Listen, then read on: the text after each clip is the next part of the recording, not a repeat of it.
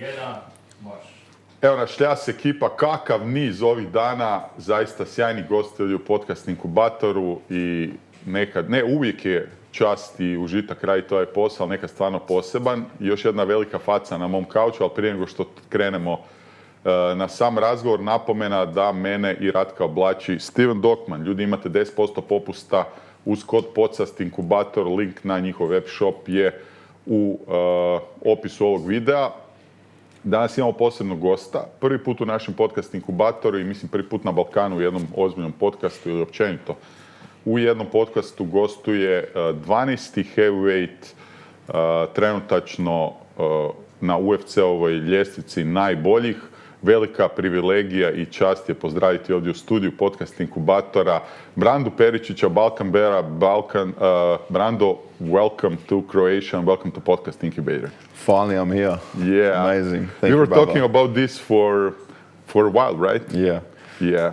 Over a year, I said, I promise you I'm going to come and Yeah, and I we both agreed that it's better to do it, live, not like, via some screen or whatever, that this would feel better, right? For sure. And I always wanted to come home, see my family and just do a little tour, bit of press, bit of media, and just get amongst the people. And I'm so surprised I come to Zagreb for one day and everyone recognizes me, asking for photos. They do? It's amazing. I had people calling family and it was just beautiful. And they're watching the football yesterday.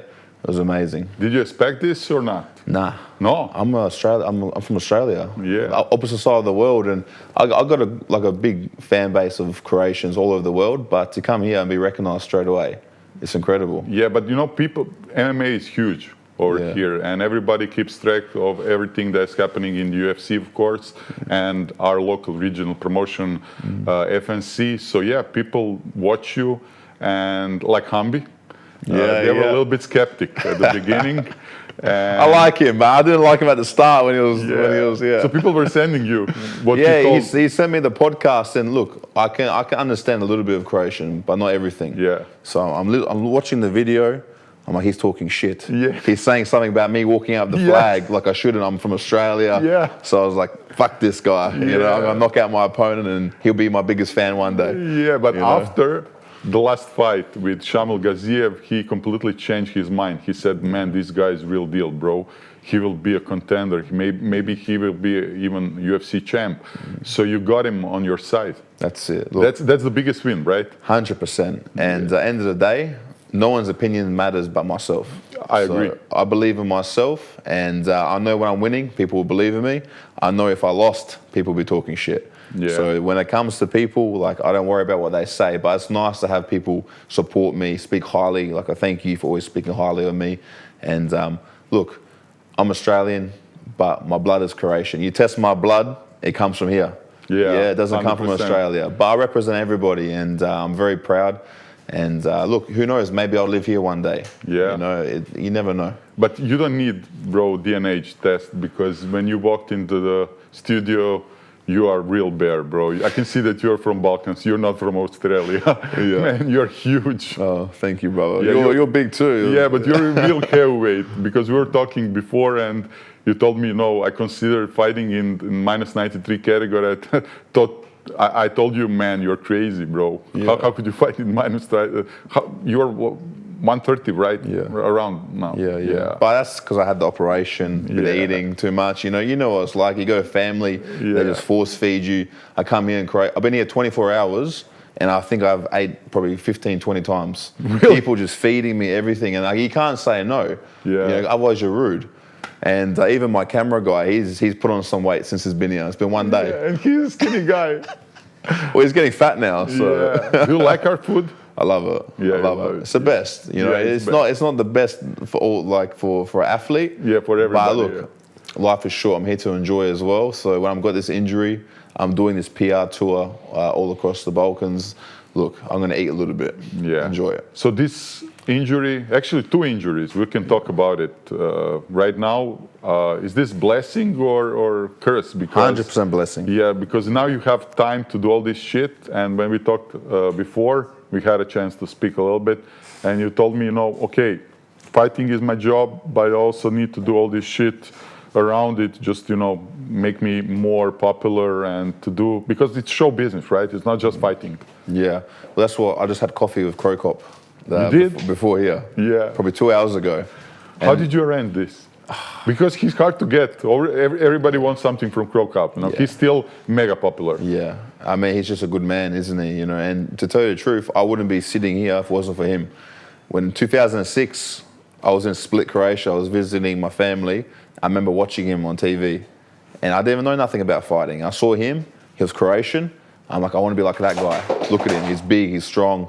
And, you know, I didn't start training for many years after, but that was the first little seed planted in my head. I'm going to be a fighter. I'm going to be a world champion, you know. So to actually get to meet him, shake his hand and say thank you, that was amazing. And he gave me some great advice. He did? He gave me some great advice. What did he tell you? Just too many things. Too many things. But, like, you know, like you said, this is show business, yeah?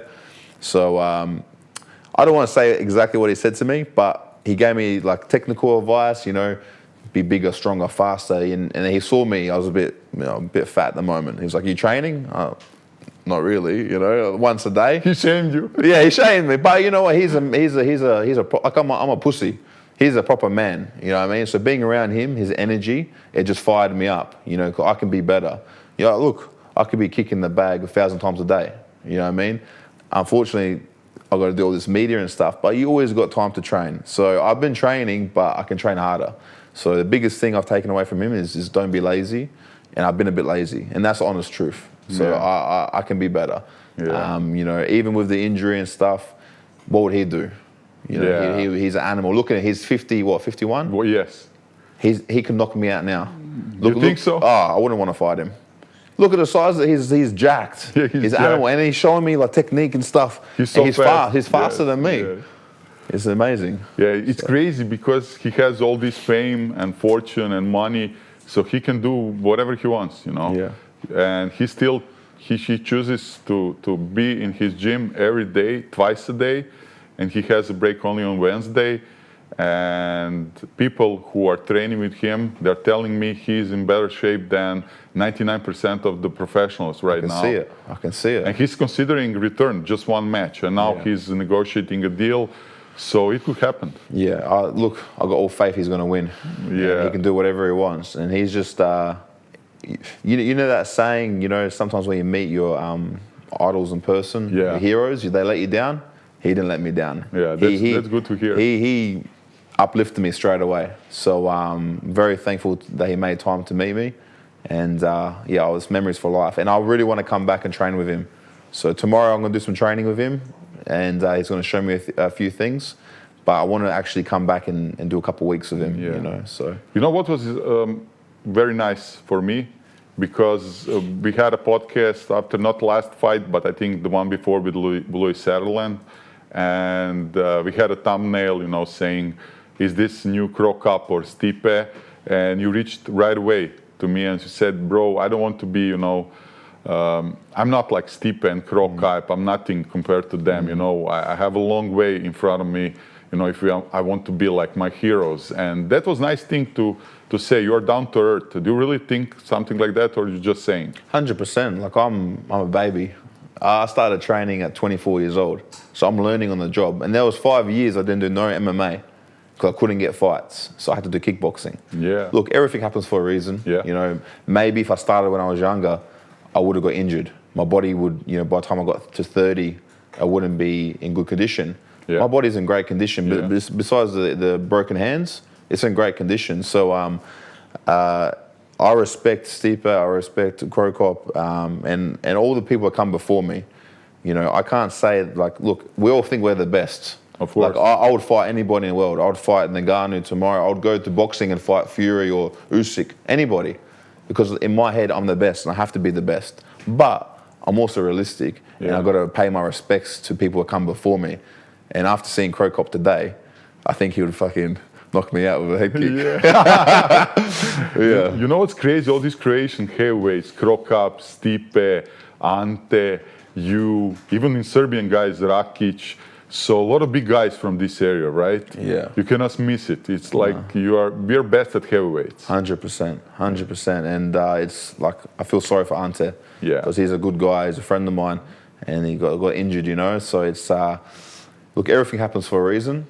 Even with me, I had injuries in my career and a lot of ups and downs, and it's been a struggle. But I think things happen to us so the younger generation can see this is our testimony. You know, the road's not going to be straight to the top, but if you dedicate yourself, like I believe in God, so you believe in God, everything will work out in the end. Yeah. And then the younger people who are looking up, who are going through a tough time, they can be like, shit, he can do it, I can do it. Because that's what happened to me. I saw all these other people before me that they did it. I saw their stories, and then I'm like, I can do it. You know, so it's like it's not all about us. It's about the people around us as well. They're watching. Yeah. Yeah. You wanted to fight in Belgrade, right? Yeah. I saw your interview after the last fight. It was your moment. Actually, you're good on mic. I like it. You try to take all these seconds, minutes that you have, and you invest it in the future to say something that will be remembered, and I like that. And it's smart. Even the thing, if I get a bonus, I will, give it away to somebody on Instagram. I like all this. That's probably a bit stupid, but Why? Lucky I didn't get the bonus. Nah, look, it's not stupid, but it's you can't let your emotions. Did you thought about it before? Nah, it's just emotions. I like helping people. Yeah. And there's a lot of people that need help. I don't need nothing in life. I live in a van still. Yeah, I couldn't believe that. Van. You told me, it's like is it true? I have Vish. I live in my van. It's true. You live in your van. I live in a van because you know what? Cro Cop said this to me as well. About comfort, but fame and money and stuff. And it's true. That's why I don't like comfort. I want to be struggling. It gives me a fire to train. Yeah. Because when you get too comfortable, you get lazy. You skip training. Maybe eating too much good food. It's too many distractions in life. So when I'm in the van, I get up. I want to fucking train. I want to hit something. It's cold in New Zealand. It's hard to sleep there sometimes. It might not be the best for recovery. That's what I would say. But I weigh up the options, and I don't need nothing in life to be happy. As long as I can train and fight and be the best I can be, that's all I care about. Fuck the money, fuck the fame. Doesn't mean nothing. Like, we flew on a jet last week, right? It's just a plane. Yeah. Couldn't give a fuck. You know what I mean? And we were in Dubai 2 days ago. Beautiful place. We're having $30,000 dinners with people. Crazy. I don't drink, but I had one drink. It was like an $8,000 bottle of tequila. So I had one glass. I don't know, what's that, $500 a glass? Yeah, probably, right. This tastes like my dida's rakia. Doesn't mean nothing. You know what I mean? So it's money is not the thing. It's what you're pursuing. Yeah, but until when will you live in the van? It's like temporary or what? Rest of my career. If you, earn $1 million, it's realistic, bro. You are probably 2 or 3 wins, away from title shot, and then you will probably get a match that will give you like 2 or 3 millions. So even then, you will live in a van. When I win the UFC heavyweight title, the belt's going in the van. No way, bro. I'm telling you, brother. No the way. belt is going there. And then obviously I can't leave it in there all the time. Yeah, because people will steal it. Yeah. People know my car now. But I'll leave it in there for a week. I'll just look at it, and I'm going to stay in there because you know what? It's nice to have an apartment, comfortable and stuff. But it's also good to be in discomfort sometimes. So, and look, I wake up with $1 million views. New Zealand is a beautiful place. Yeah, it is. I go to the East Coast, the West Coast, the beaches. I've got views that people pay $30 million for. I'll go for a swim in the morning. I don't need much to be happy. My food gets made for me now from a restaurant. Yeah. The biggest challenge I had was cooking because I lived in the gym for 2 years as well. Yeah, I know that. For 612 days you lived in your car. So in the gym, in the car, and it was crazy. Like in that room. Is this true story, really? Yeah, like everything's documented. Fuck that. So, and then cooking even. I was cooking next to the train tracks on a barbecue, holding an umbrella, because it's raining all the time in New Zealand. So it's like, sometimes I would, it's the inconvenience. Yeah. Like, because you train hard 3 times a day, 4 times a day, you're tired. Then I got to cook, and then it's raining, and then it's just like I got to eat 5,000 calories a day sometimes. 4,500, 5,000. Yeah. So to get the food in is hard, So it's, Yeah, it's a struggle, bro. It's a struggle, bro. Yeah. And all that stuff adds up. But it needs to be. Yeah. Yeah, Cro Cop always told me, even 20 years ago, he told me, when you are not hungry anymore, you're starting to rot. You know, it's not good for the fighters, for mentality, because it's so difficult, so hard. This is such a hard work that you have. It's such a hard job. He told me, I remember it like it was yesterday. He told me, you know, all these young lions, they are hungry. They will, you know, it's not easy against them because I get more comfortable. So yeah, you needed to make it more hard for you than it's actually needed, right? Yeah, and the biggest thing for me, like I live in Adelaide, Australia before this. So I moved to New Zealand 4 years ago. I left my mum and my baba and dida to go pursue my career. That's all the family I got. I haven't got a big family. So it was very hard for me. And when I go to New Zealand, that in itself, the sacrifice, was a good drive. I'm not here to fuck around. Yeah. I'm here to train to be a world champion. I'm here to knock cunts out. You know, I'm really here to do damage. So when I fight, people say, you don't shake your opponent's hand. Fuck my opponent. I'll shake his hand after I win. Yeah. You know what I mean? I'm not there to... This is not the ultimate friendship championships. Yes. I'm not here to make friends. Yeah? So when I'm looking in the guy in the eyes and he's thinking he can beat me, I'm going to make him second guess himself when I touch him the first time. You know, like, because when I touch people once, their eyes change. You know, so. You would be good friends with Hambi because he has the same attitude. He's always annoyed by the fact that, you know, now we had Strickland against Chimaev. And he said, this is all a fraud, man. They're like telling the worst stuff to each other, and after the fight they're hugging and saying, yeah, we are friends, it was just it was just for the show. And Hambi is like, fuck this shit, I don't like it. Even afterwards you are like, this is war. So I think that you guys would, you know, get along together very well. Yeah. Look, I don't agree with that. After a fight, I don't care if I win or lose. I respect the other person because being a fighter is hard. Yeah. So you got to respect the athlete, yeah? I'll shake his hand. We can hate each other, whatever. We can, like, look, I've never been friends with my opponent after, but you never know. You know what I mean? We're just trying to feed our families. We're trying to be a champion.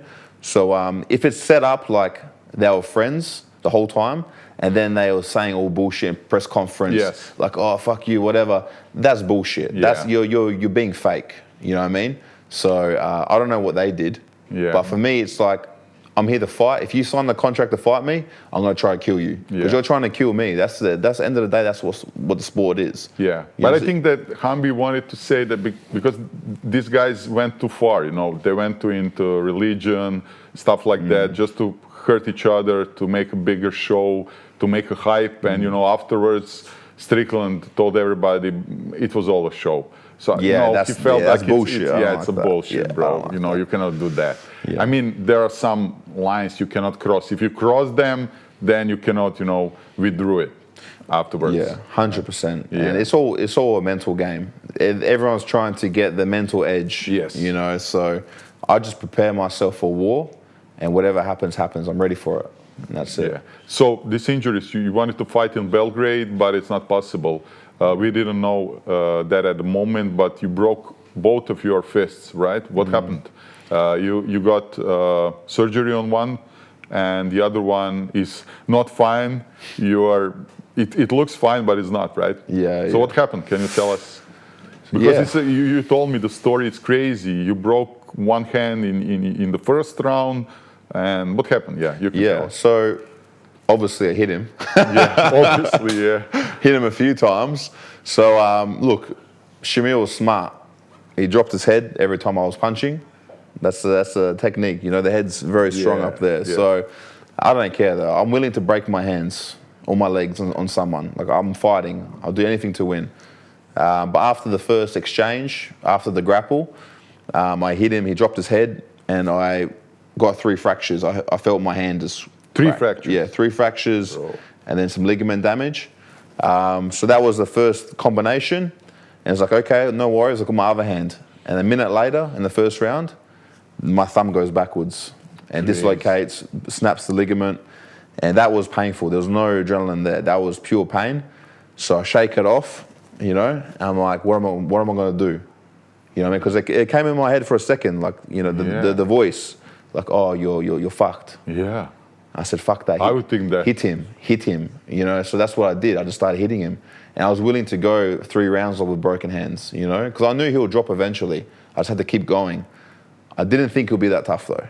I'm not going to lie, because he was a tough He's dude. a tough motherfucker. Yeah, bro. Yeah. So, he's underestimated because he looks like a bag of shit, but he's actually a pretty good fighter. Yeah. He has a good uppercut. He's moving actually pretty good. His wrestling is okay. He's big as well. Yes, altogether, I think yeah. he's a good fighter. I respect him. Like, before the fight, he was the first person I fought who really thought they're going to beat me. I could see it in his eyes. Yeah. So I was like, fuck this guy, I'm going to teach him a lesson. And the first round wasn't a good round for me.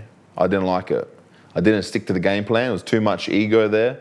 You know, I could have done a lot better. I could have made my night a lot easier, but I was like, fuck, I want to put a show on for the crowd. I did that. And the price I paid was breaking my hands. That's fine. So the second round, I listened to my coaching and my skill set, and I just took him for a walk. And that's what I was doing. I was setting up traps. I was taking him for a walk. I call it walking the dog. Yeah. You know what I mean? You know, trying to get him around the cage, hit him a few times, and then the perfect punch came. Like, I wasn't even trying. It just happened. It's always like that, right? Yeah. When you are forcing knockout, it never happens. When you're not 100%. forcing, when you are just thinking about technique and flow, it just comes by itself, right? And that's what I'm doing. Like, I'm learning on the job. I haven't had that many fights. So every fight, I'm getting better and better. The more active I be, the better I'm going to be. So. But improvement is crazy. I must congratulate you. If we see only these 3 or 4 fights in the UFC, each next fight you are getting so much better. You are, really you are. We saw some flaws in the beginning, but now the last fight, you looked like top heavyweight in the world. You did. So I must congratulate you. And even to Shamil, I think that was one of the best heavyweight fights in like 10 years. No, it really was. Did you get a lot of compliments for it? What did UFC say to you? Yeah, look, I don't really pay notice, you know. I'm sure they liked it. No one reached out and told me, but look, the fans love it. Like, I'm recognized around the world now from that fight. And I would rather have that fight, you know, a tough fight, earn my respect than keep knocking people out in a minute. Because to me, that's like you're just being a bully. Like, you need to prove yourself. Yeah. So look, not every fight is going to be like that. There will be a time where I have to be smart. But, you know, also I'm a fighter. I want to knock people out. So that's what I'm here to do. I'm not here to win on points. Because too many people are worried about winning. I focus on performance. And when I perform to the best of my ability, I believe I knock anyone out in the world. Yeah, but you told me when we spoke before that this is actually like you are on 5 or 10% of your abilities, what you can show in training, but you're still mentally not there in the fights. Can you explain that? Yeah, look, every fight, if you watch from my debut to the last fight, there's been big step-ups. Yes. So the first fight, obviously a lot of nerves. I had 2 broken ribs for my first fight. Really? Yeah. So I went into that fight 2 weeks out, a spinning back kick, and broke my ribs. And everyone's telling me to pull out. I can't. This is my life, you know. So I got cortisone injection, did basically nothing. So for 2 weeks, I didn't even move. I was just laying in bed, and then I couldn't lay down, so I'd be sitting up on the couch, you know, in the gym, and I'd just be thinking about what I'm going to do. And then I had the fight. If he touched me there once, I'd be finished. Crazy. So there was a lot of nerves there, a lot of... But nobody knew. Nobody knew, but it's my team. Yeah. And then when your coaches who believe in you so much, when they start to get nervous, you can see it. You can see it, It makes you more nervous. Yeah, definitely. So then, obviously, I recovered from that. I had the Louis fight, and I was a lot more calmer. I went to London. No one knew who I was, and no media. I was just there to do a job. All the pressure was on him. Yes, it was. Which was beautiful. I really look, I flew 17 hours for the first flight in a middle seat like this, in economy, for 17 hours. Crazy. Right? And then I had 4 days to get ready for a fight. So physically, I wasn't, my body was sore, I was tired, but no excuses. If the enemy comes over the mountain with the horses and the swords, oh, sorry guys, give me a couple of days. You got to fight. I had a bad flight. Yes, you know, so look, no excuses, just fight and that's it. And I won, beautiful. So I took that as more confidence, you know. I can't believe that they're not paying the business class for you. I've just got it in the UFC. Yeah, man, but you're a big guy. I'm sure they will. When I'm flying, you know, across the world, I'm also always flying economy, and I'm not half as big as you are.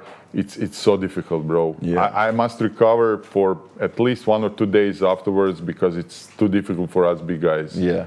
It's congrats. draining. Yeah, thank you. Congrats. Yeah, and the airplane food sucks, man. So it's like bad. You hold a lot of water on as well. Yeah. So it's like, you know, like I had to cut 6 kilos for that fight because I came in a bit heavier.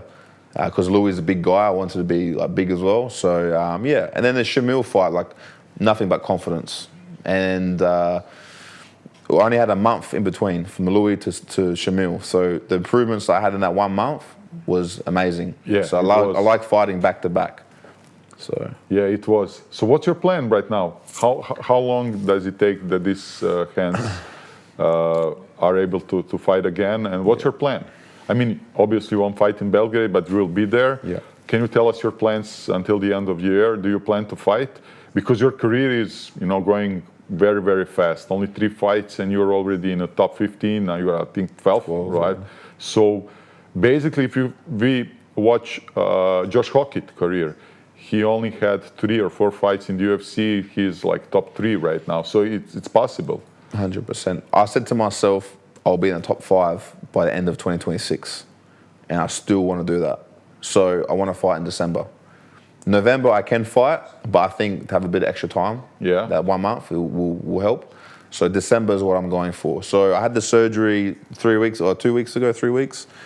That went well, and now I've just got to recover. So I've got 6 weeks left in this cast, and then obviously you take the cast off, you've got to start moving your farm, rehab, and I'll be back into proper training within 2 months. So then I'll have a good camp, and now I'm using this time because I never have time off, right? I didn't see my family for 2 years straight. So I'm using this time now to catch up with my family, do PR, meet people like yourself who supported me for the last couple of years, and just enjoy the fruits of my labor, because it's been a 10-year journey and I haven't had much time off. So the body needs to heal, the rest. And I think it's everything happens for a reason, you know. Like I actually prayed before my last fight for, you know, the victory and for the bonus, so I can take my family on a holiday. So my baba, Dida, my mum, they're coming here to Croatia. It'll be our first family holiday ever. Wow, so we're going to go to Dugiotto on the islands in Sava, and I'll be there with them for a week. That'd be beautiful, because my grandparents are in the 80s now. This might be the last time I actually have with them. Like, you have opportunity. You know, so everything happens for a reason. I'm grateful for this, because now I get to meet all the people who support me around Croatia and everywhere. So that's great to hear. Any opponents in your mind? Anyone. I know that you would fight anyone. I know that, but you know, there are some guys I think you could beat easily, like Spivak. I think he would walk to this fight. There are some difficult guys I wouldn't recommend, like, I don't know, Sergey Pavlovich, or we talked before, like, or Volkov. I don't think, I mean, you can beat them, but they are like, you know, gamers. They know what they are doing, right? Yeah, look, I'm here to fight the best. So whoever the best is, I'm going to fight them. You don't give a fuck, I told you I want to fight the Russians. I want to fight Pavlovich. I want to fight Volkov. You know, they call me the Russian killer now. I'm going to fight the Russians, you know what I mean? But look, I'll fight anybody in the world. Anyone in that top 10, I said it in my last fight, post-fight interview, anyone in the top 10, I'll fight. So, give me Sergey, give me Hockett, give me Blades, give me whoever, Waldo, whoever the UFC want me to fight, I'm going to fight. Because at the end of the day, this is my job. I'm not here to pick easy fights. There's no easy fights in heavyweight. Every heavyweight fight's dangerous. So I'm here to fight whoever they give me. And I've got to be ready for that. So it doesn't matter if he's had 30 fights, I've got to fight him. You know, and that's just, the glory is even more, the better when I win. I agree. Do you know that all tickets were sold for the event in Belgrade in 1.5, maybe 2 days? It's crazy, right? I'm pissed off you told me that, because I need 3 tickets. No way, bro. And I don't have the tickets yet. No. So I might not be going to UFC Serbia. So I've got to reach out to UFC. You have to reach out to them, and they will probably get you and do some media or whatever. That's what I came here for. You know? But I wanted to say that the hype around MMA is crazy on Balkans. That's why everybody keeps track of what you're doing, and it's very popular. We have a great promotion, FNC, And I know that Dražen, the guy who is running the business, yeah, if you are here for a couple of days, you would probably meet him. Yeah, you should. And he would probably invite you on one event. And Stipe Miocic was our guest in Zagreb last year, and it was amazing, man. We are filling halls with 25,000 people, and it's all sold out in a couple of days, and people are crazy for MMA here. Wow. Is it the same situation in New Zealand and Australia? I think it is. You have a lot of great fighters. We have a lot of fight shows. You are, but not that level. Not 20,000 people. We might get 5,000 people. That's a big fight show. You know what I mean? So we have a fight show every weekend across multiple MMA or Thai boxing, whatever. But like what FNC does is incredible. You keep track of this because we talked about Stosic and Hardy fight, and you know all the details. So you keep track of what's going on Balkans. Of course, and you know, I always pictured in my head, I want to bring the UFC to Croatia. You know, whether it's Split, you know, and or Zagreb. But I always thought, what about POLLEO in the Coliseum there? Yeah, that's. And then FNC does it. Yeah, like, does it for 3 times. Yes. So like, I would love to bring the UFC there. You know, because it's an amazing venue. And look, I'm Croatian. I want to bring I want to win that belt. I want to defend it in Croatia. I think that the thing is that they chose Serbia and Belgrade because now they have a lot of Serbian guys in the UFC. We Croatians we had the best fighters on Balkans like Cro Cop, Stipe, Igor Pokarajac, and guys like that.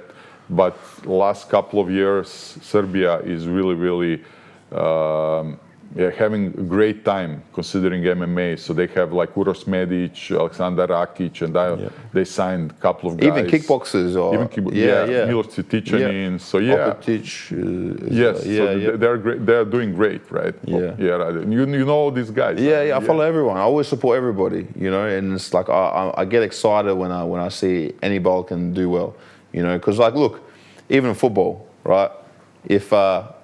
If Bosnia is playing Germany or whoever, Brazil, who am I going to go for? Of course, I'm going to go for Bosnia. Yeah. You know what I mean? So it's like, like my dida on my mum's side is Bosnian. So that's why I say the Balkan Bear. Because it's like, I've got a little bit of Bosnian in me, and the rest of it's Croatian, like, you know, so like, it just makes sense. I read somewhere that your uncle gave you this nickname. Is it true? Yeah. So, it's a great nickname, bro. You are really Bear. No, you are. So I got that nickname 9 years ago, 2018 I got that nickname. So I was actually in Split, I was training in my uncle's garage, I was kicking the tire on the wall, and he comes in, and I was like scratching my back on the door and stuff, and I was doing a lot of weights then. And he's like, "Fuck you, you're like a Balkan Bear." You are. You know, I was like, "Yeah, I like that," you know, because they used to call me the silverback gorilla in Australia. Yeah. No, this is better. I like Balkan Bear. Yeah. I like that you're connecting all the Balkan countries. It's great nickname, bro. I love it. Give me just a second.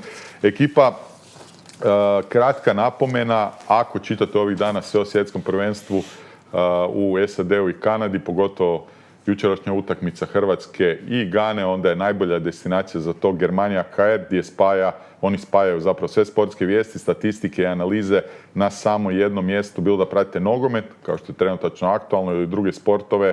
Tamo ćete uvijek naći kvalitetne informacije, zanimljive priče. Posjeti GERMANIJAK, zaprati ih na društvenim mrežama, link je u opisu videa. I mala napomena, ako pratite borilačke specijale i podcast Inkubator, onda već znate da je izosport prvi izotončin napitak u Hrvatskoj i već desetljećima postoji. Dok smo još bili klinci, svi smo pili izosport. Zašto je on prvi izbor profesionalnih sportaša? Zato što ima provjerenu kvalitetu i poseban sastav, brzo i učinkovito nadoknađuje minerale i tekućinu izgubljenu tijekom treninga. Znači, nakon treninga maznete jedan izosport i vratit ćete odmah sve što vam treba. Link je u opisu videa. You watched the game yesterday? Yeah. You were on the main square, right? Yeah. You have a guy who is always following you, shadowing you, and you are doing all this content.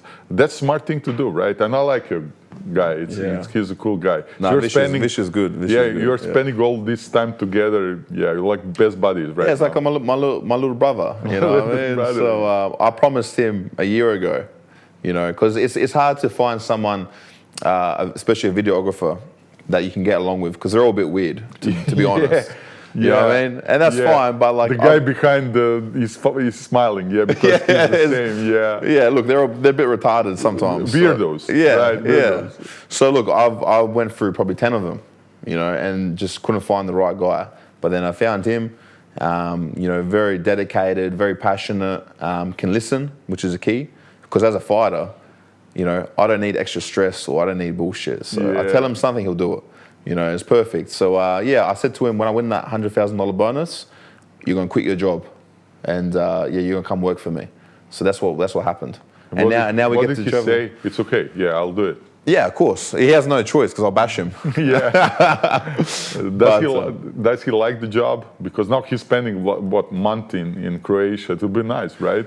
Mate, I've never treated anyone like even my ex-girlfriends and stuff. Never got treated. I wanted to say that, but he's look, he's traveling the world now, and he's seen a lot of things, and that's a question for him. You like it, mate? Love it. Love it. Yeah. Good answer. Yeah, good answer. Yeah, I don't think he's supposed to say anything else, right? Yeah. So bro, you have a crazy life story. Crazy life story. And I know it because I read. Actually, I watched some podcasts with you, but people here on Balkans, they know your story from the UFC and your fighting side. But you have a crazy story, crazy life story. One day when you become a UFC champion, you should do some kind of documentary or film or movie or whatever. And can you tell us about it? Can you tell us the story? Yeah, so my on my mum's side, my dida is from Gradačas in Bosnia. And then my baba is from Sava on the islands in Dogioto in Dalmatia, yeah? On my dad's side, they're both from Split. From Split. Yeah. Or maybe one's from Split, one from Zadar. So from Dalmatia, probably. Mostly. And so they came to Australia in the 60s or 70s. And then my parents were born in Australia. So that's my roots. Is like I'm a second generation. Yeah, only second generation. Yeah. So you were raised like being Croatian or Australian. You got a lot of how would I say, a lot of qualities from Croatian people, I would say. Yeah, you are like, I don't know about Australian people. I mean, I met just a few, but right away I could tell that you are, open-hearted and nice guy. Well, that's what I noticed straight away too. People don't smile here. Yeah. Everyone's just like. They wanted to look tough. Yeah. Especially around you because you're a Balkan Bear. Yeah. I'm always laughing and smiling. So I got to tell myself sometimes, don't smile so much. Because I'm always smiling. Like I love my life.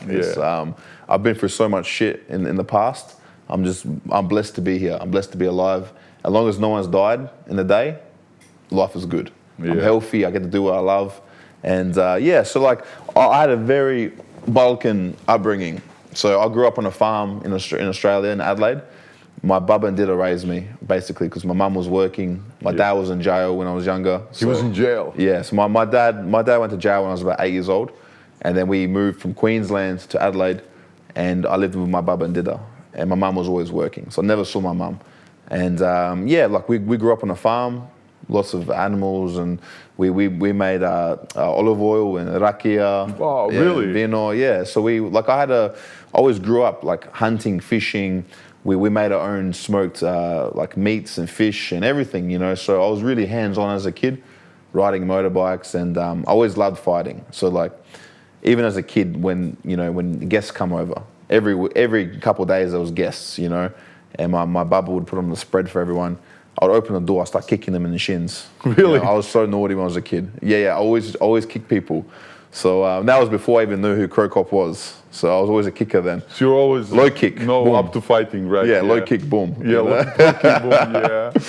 So then I just had a Australian upbringing when I went to school, because I could only speak Croatian up until about 9 or 10. Really? Yeah, I struggled a lot with English. So then when I struggled a lot, they stopped speaking to me in Croatian and just English. And now I don't even know one fucking language. I don't speak good English. I don't speak Croatian. No, you speak. I'm just nothing. Yeah. How much Croatian do you understand? I understand it like a bit, yeah. Yeah. So when people talk shit on the street, yeah, you can understand it. Or when someone's trying to rip me off, maybe a taxi or something. Yeah. When Hambi's talking shit, you can you can understand that. Yeah. He probably didn't know that. Yeah. He wouldn't talk that shit. He's alright. Yeah. No, he's a cool guy. Everyone's got a right to their opinion. Yeah. You know, and it's like, look, I know who I am, and that's it. Yeah, but I told you, if you change their minds, this is your biggest victory, right? You cannot do it better than that. It's I don't give a fuck. You know, I will make you. You know, I will make you my fan. Yes. And it took only one fight, so it's your biggest victory.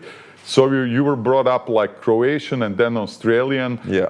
How did you become a fighter? I know that you did a lot of kickboxing, right? Yeah. So look, I didn't do a lot. I started fight training at 24 years old. Only. You know, so my upbringing was just survival. You know, it was survival. Look, when I got expelled from school in I read 2010. Why was that? For fighting. Of course. Because I mean? I was always a kind person. Yeah, because I had a good family, right? But people take your kindness for weakness. I never wanted drama. You know, I was always the biggest in the school, but everyone picked on me. Yeah. You know what I mean? It's just how it is with big guys. Yeah, so look, I never started a fight, but I always finished one. And that was my biggest downfall. So I got expelled, I got arrested, I got expelled, had to go through court. And then after that, I didn't go back to school. I was on the streets and I left home early. I left home at 17 and, you know, I was sleeping in cars and abandoned buildings and I was a street kid. You know what I mean? So then I didn't go to the gang life, but I was. You were close. I was naughty, and there was always an option to go down that way. So I was always solo. You know, did things my way, and I wasn't a good person. I was very ruthless, and that led me down to more trouble. So I got arrested again. For what? Doesn't matter. I got arrested again for fighting. Yeah. Let's say it's fighting. No, serious. It's fighting. So like, I got arrested for fighting. I had to go for court, and they sentenced me to 5 years jail. Wow, 5 years, bro. Yeah. And I'll tell you what. I thought I was tough. I fucking dropped to the ground, started crying like a baby, because I always said to myself, I don't want to be like my father, end up in jail. What did I do? End up in jail. Yeah. Yeah. Who do I disappoint? My mum, my baba, my dida, the people that mean the most to me. So I became like him, and I dropped to the ground. I started praying, right? And then the same judge I had was when I was a kid. The same judge. He's like, Brando, what are you doing here? And I couldn't answer. I was crying. And then, you know, I was like saying sorry and this and that. He's like, why do you do this? Why you have so much talent?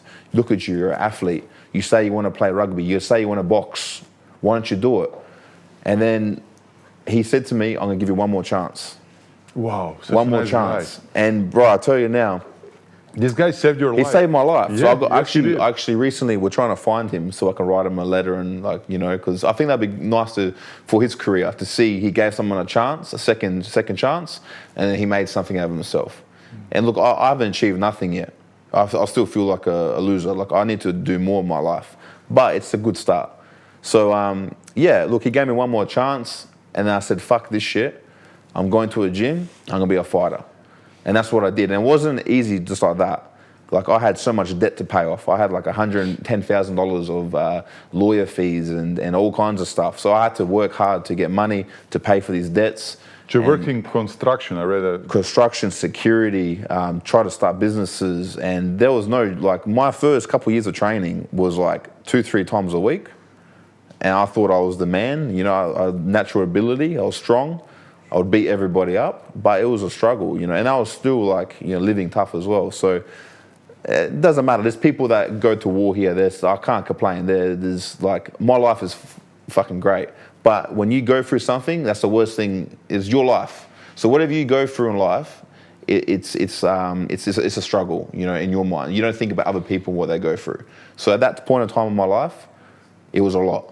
You know what I mean? It was overwhelming, but I got through it. You know, it made me mentally stronger. Yeah. And I got my life together. It made you what you are right now. 100%. It made me into a bit of a man, because before I wasn't a man, I was a kid. You know what I mean? So I had to learn all these things. I didn't have a father or someone to guide me and tell me, hey, figure, I had to learn myself. And my bub and dida, my mum, they're beautiful. They're so kind-hearted, lovely people. And, you know, they never told me off or anything. You know, I was always like an idiot. So, look, everything happens for a reason. I started training. I started winning fights. I picked the biggest, baddest person I could find and I'll fight him.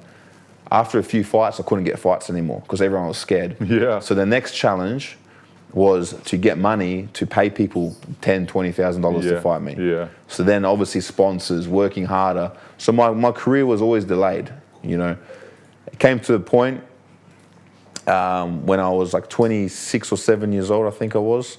You know, and nothing was happening. Yeah. You know, I had a few people, close friends of mine pass away. I was going through some mental health stuff myself. Yeah. And the only thing that saved me was I spoke to my coach. And he's the one that told me you have to go somewhere else. You have to leave where you're born and go somewhere else. Yeah. For me, I couldn't leave my family. Like that's all I have, a very small family. So, you know, I had to, I took a fight last minute against a guy I fought before and beat him. Massive guy, 7 foot, 180 kilos, multiple champions, shoot like a monster. I'm nothing compared to him, he's a monster. So I took a last minute fight with him. It was in New Zealand. I paid for all my coaches and myself, flights, accommodation. It was all the money I had. It was like $7,000. The fight show didn't pay me nothing because it's a tournament. So you win a tournament, you get 10 grand. So I paid 7 grand. I was like, fuck, I believe in myself, let's go. I beat him once, I'll beat him again. I went there, the first guy I fought, knocked him out, beautiful. Second guy I was supposed to fight, they changed the opponent, they gave me the big guy straight away. I was like, okay, cool, no worries. And I lost, I got knocked out. You got knocked out? I got dropped twice. Yeah. And it's a 2 knockdown rule. So then after that, I was like, oh, this is not for me, I'm done. You know what I mean? It's a sign I'm done. God's got other plans for me. And then Israel, he was in the crowd, I didn't know. Comes up to me and he's like, bro, what a fight, amazing. I was like, what the fuck? I just lost. What are you talking about? He's like, I want you to come to the gym tomorrow. Really? Yeah, Israel Adesanya. And this guy, you understand, like, so the local show that I would fight on in Adelaide, he used to headline. I didn't know who he was, right? Until I got to the gym, I was in Adelaide, and I could see his poster on the wall. And then I started putting things together. Oh, he's in the UFC now. I'm going down the same path as him. You know, same fight promotion. Maybe I'll go to New Zealand one day and train with him. And then he comes up to me, he's like, I want you to come train with me. I'm like, fuck. You didn't know that he was in the crowd? No, I didn't know. No, crazy. So, yeah, he was there, and then I went to the gym the next day. And I met him, I met Eugene, shook their hands, talked a little bit. My coach, Richie, was with me. And he's like, fucking, you have. I didn't want to go because I felt like a loser. He's like, you have to go. If you don't go, you're not talking to me. Like, that's it. You know what I mean? I'm finished. So I was like, fuck. I was scared. Like, you know, like Israel's Adesanya, he's a king. You know what I mean? I was like, I felt like a bit of an imposter. So anyway, I went there. I'm like, where's the gloves? He's like, what do you mean? I'm like, I didn't just come here to talk. Let's spar. Let's fight. You know what I mean? Let's train together. And they said, you got knocked out last night. I'm like, I didn't get knocked out. I got dropped. Right, different story. What's your language? Yeah, different story. Anyway, we sparred. We had good rounds together.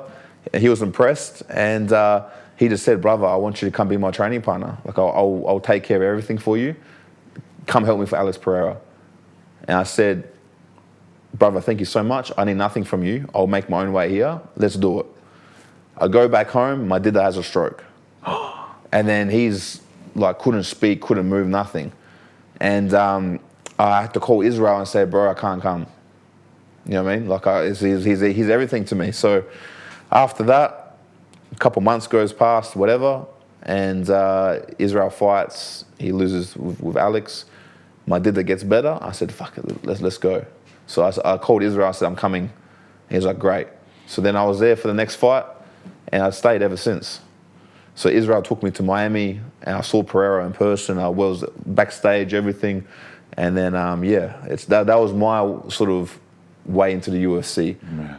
Yeah, if it wasn't for Israel, I wouldn't be here either. So many people had played roles. I just wanted to say that, you know, you had such a crucial few moments. This judge, this Israel, you know, like some fate. Like God fingers or hands, you know, got in your life and made you the guy you are right now. It's crazy story, bro. Yeah. I heard many stories he's on this couch, but this is one of the most amazing stories, man. And I congratulate you for, becoming the person you are right now, because you are such a nice guy. And I cannot connect this to a guy that I read that you were, I don't know, collecting debts. Is that true also? Yeah. And it's like I cannot connect this person that you're right now, a professional athlete that works so hard, with that guy. I know, and this is life, right? Yeah. It all happens for a reason, like you said. Yeah. Look, everybody's capable of bad things. Anybody. Yeah. Like look what happens with war. You know what I mean? Yeah. So, Especially if you push them in the corner. You push a dog in the corner, it's going to bite you. Yes, of course. Like they say, don't poke the bear. Yes, of course. Don't poke the bear. It's like when I was younger, I was pushing the corner many times, and I was fighting for survival. You know what I mean? So, look, I don't think I'm a bad person, but I'm capable of doing bad things. But I choose not to do that. So I have now a platform to help people. So that's why, look, it's embarrassing for me to sit here and tell you certain things about myself. You know what I mean? Because I know a lot of people are going to see this, but I know there's some kids out there who may be going down the wrong path who can help them. So that's why it's my job as a man to tell the truth. And this is my testimony. This is what God's given me, this platform, this life to do something. And I think my purpose is to help people. And I can do that through becoming a world champion and telling my story to people. And look, my life is nothing compared to some people's lives. Like they've gone through so much more than me. But I can help people. I already have, which is amazing. It's a blessing, and yeah. You have an amazing team, bro. Yeah. So I think that City Kickboxing is one of the best teams in the world. Yeah. And for me, who I'm keeping track of MMA sport for 20 years, it all came very fast for City Kickboxing. Australia, especially New Zealand, they were never strong in MMA. They were always a force in kickboxing. We remember Ray Sefo, Mark Hunt, and the guys from New Zealand. We were always, I love them. They're my favorite K1 fighters. But in MMA, no, they were not known for MMA. And then all of a sudden, you have all these guys coming from City Kickboxing. What's happening over there? What's the magic? The magic is Israel Adesanya. Really? He is... Because people, I must be honest, people don't like him so that look, much. That's probably, look, from what I see, people love him, right? He gets a lot more love than hate. Yeah. And look, fans are fans. They're going to love you when you're winning, and they're going to hate you when you're losing. Yeah, of course. So if you meet Israel, I haven't seen a single person, right? I've been around Israel a lot. I haven't seen a single person who have met him in person and didn't like him. Yeah. You know what I mean? Because people talk shit behind your back, no worries. Yeah, of course. But in person, they're your biggest it's usually fans. like that, yeah. And look, I think Dan Hooker was the first UFC fighter Yes, he was. In New Zealand. So he opened the door up for Israel. But Israel became a superstar. And he was such an inspiration to so many people, including myself. And he showed that it was possible. And obviously the gym success is through him. And then also the other people who got in the UFC. And now Carlos is a champion. Yeah. So for me to see Carlos become a champion is inspiration for me. Sterling is coming. Sterling is amazing. He's like one of my favorite training partners. He's a good dude. And I know he's going to be a champion. Yeah. Like we're all capable of being champions because it's like, iron sharpens iron. It's who you're around. So that's why I moved to New Zealand because of Israel and because of the team there, the coaches. And by the end of the day, it's the fighter. You're either born a fighter or you're not, right? Yes. And it's like, my coach Richie said this to me many years ago. He was my coach in Adelaide. He's like, Brando, like, you're a born fighter. I can teach you how to throw a jab and a hook, right? End of the day, I just hold the fucking bucket. You know what I mean? So, like, it's the people that make the gym. It's not the gym. You know what I mean? Obviously, it's the coaches as well to help sharpen you and stuff, but it's really the fighter. So all these people from all over the world come to one place and we just help each other. Yeah. Please give me a second. Ekipa Wolt šalje reptilski pozdrav i svim novim korisnicima poklanja 2 puta po 7 € na prve 2 narudžbe uz promo kod PODCASTINKUBATOR, sve zajedno. U par klikova ili možeš naručiti klopu uz ovaj podcast i onda jest, pripremiti si cugu i grickalice za recimo hrvatsku nogometnu reprezentaciju ili kupiti mami cvijeće, sve to je moguće. Znači, instaliraš Wolt, upiši kod PODCASTINKUBATOR, izgrabi 14 čak eura za prve dvije narudžbe. You have a great, you were talking about, maybe moving here, in the future or whatever. I think that the best place for you is actually City Kickboxing because it's amazing gym. I love the fighters from there. I love their style. Yeah. I think they are all great with striking, and this is the most attractive part of the job that you do. And if you see the policy of UFC recent years, they are forcing all these strikers because people want to see knockouts. They don't want to see Chechen guys hopping each other's legs and stuff like that. So I think your gym is amazing, and I really didn't believe that Carlos would become a champion. I mean, I love him as a fighter, but I always thought, there were better guys, and then he does it. So it's a great accomplishment. And I remember when Ivan Erslan was fighting Navajo Sterling, we all thought that Erslan would win because Erslan he had so much experience, and Navajo was just starting MMA like you. He had a couple of fights. He already fought in kickboxing, and we all thought, okay, Erslan is a favorite here. But man, I was so surprised. And now afterwards, when you see all these fights, and I think that he fought a couple of days ago, he fought Kutelaba, right? And he won again. It wasn't an easy fight, but he's improving. I can see that the guys from your gym, you also, are improving so fast. I think this is your best thing from your gym, because if you see Navajo Sterling, we all thought of him as a kickboxer, but he's now showing great wrestling by the fans, grappling, everything. He's full package, right? Yeah. I think he's a good guy. I think he can be a contender, even a champion one day. Do you know how much shit I got for wrestling and Sterling? Yeah, because obviously, he's your mate, bro. But he's my mate, but also I believe in him. I train with him. I know what he can do. Yeah, you knew. So that. for me, it was hands down. He's gonna beat Erslan. Yeah. And I like Erslan. He's a good guy. Yeah. I support him, but remove everything, friendship and the bias. You have to be realistic. I had to pick Navajo any day of the week, and even Carlos, he doesn't get the respect that he deserves. He went on a 8 or 9 fight win streak, knocking people out, and people still talking shit. It's hang on a second.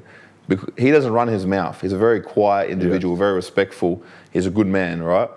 I believed in him so much. Even me, when he hurt himself, I doubted him, right? I was like, fuck, he's going to lose. And what did he do? He showed that he's a true fighter, a true champion, because you put 100 people in his position, 99 of them would fail. They would quit. They wouldn't push through. He pushed through. I agree. Yeah. It was a crazy story, one of the craziest story ever. I think that actually Yiri was a little bit stupid at that point. I mean, Yiri is like that, He's stupid or not. Yiri is it's a fight. Yiri is like the guys who are recording, a little bit strange guy in the head. But at the end, he got him with that left hook. It was beautiful, bro, beautiful. And congrats to Carlos. What's the state of his knee? It's not good, right? It's ACL. Look, right? ACL, it's the same as Ante. It's going to be a recovery, but he'll be back. And he deserves, even his knee, it's a blessing.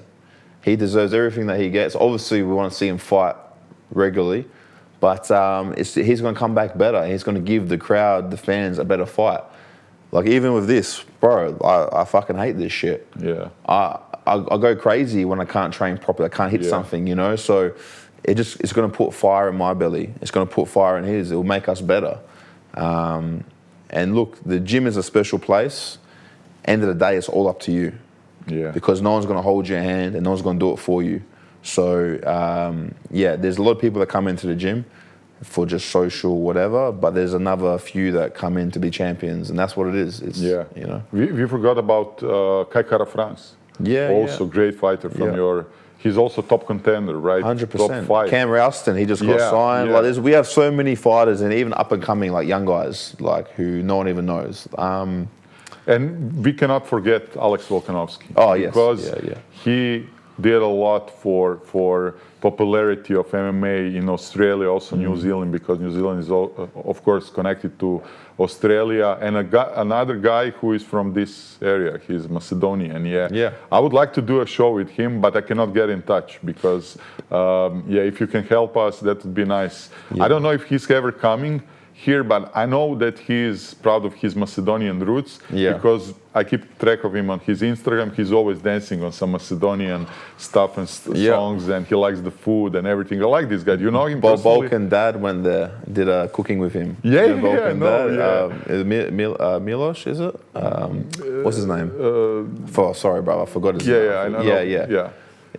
So he went there, was cooking with Volk, and it was cool. You know him personally? Yeah. Look, if you want to get in contact with him, the best is to message the manager. Because that's the best way to do things. Even me, how many people come to me to get through to Israel?